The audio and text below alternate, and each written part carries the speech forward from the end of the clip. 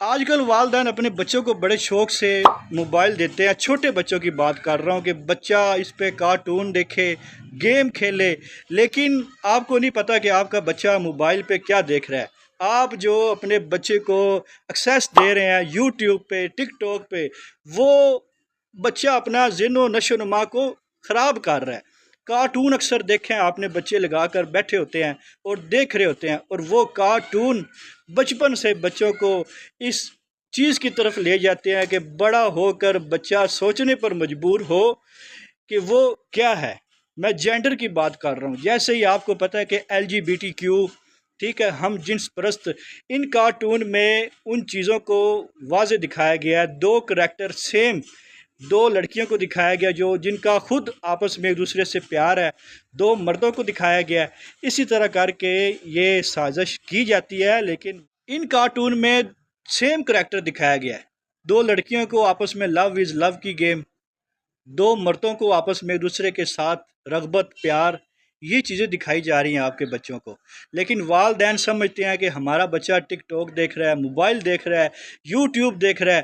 آپ کو اپنے بچے پہ نظر رکھنی پڑے گی. میری گزارش ہے، اپنے بچے کو جو آپ نے ایکسیس دی ہے انٹرنیٹ کی، اور آپ کہتے ہیں کہ بچہ انجوائے کر رہا ہے، وہ انجوائے آپ کو اس نوبت تک لے کے جا سکتی ہے.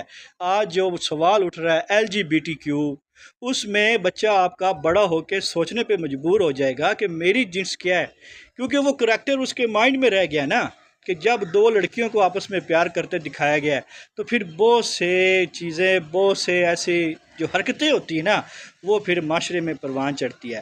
والدین سے گزارش ہے اپنے بچوں کو انٹرنیٹ کی ایکسیس دیں. لیکن تو میں آپ کے سامنے ایک ایسی ویڈیو رکھتا ہوں، بلر کر کے میں پوری ویڈیو نہیں چلا سکتا، جس میں آپ دیکھیں کہ معاشرہ کس طرف جا رہا ہے. دو لڑکیاں ریئل لائف میں ایک برتھ ڈے پہ ایک دوسرے کے ساتھ جو حرکات کر رہی ہیں، وہ چیزیں عام کی جا رہی ہیں. ٹھیک ہے، انہوں نے ویڈیو بنا لی، ان کو فرق نہیں پڑتا، نہ ان کو پڑھنا ہے. اگر فرق پڑتا ہوتا تو وہ ایسی حرکت نہ کرتے. لیکن وہ ویڈیو جب آپ کا بچہ دیکھے گا، آپ کی بچی دیکھے گی، مجھے بتائیں کہ اس کے ذہن پہ کیا اثر پڑے گا.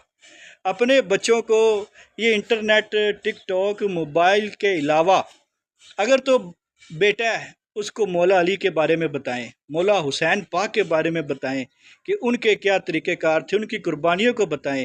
اگر تو بچی ہے تو اپنی بچی کو پاک بی بی فاطمہ سلام علیہا کے بارے میں بتائیں، تاکہ آپ کا بچہ آپ کے لیے فائدہ مند ہو سکے. یہ نہ ہو کہ کل آپ کے لیے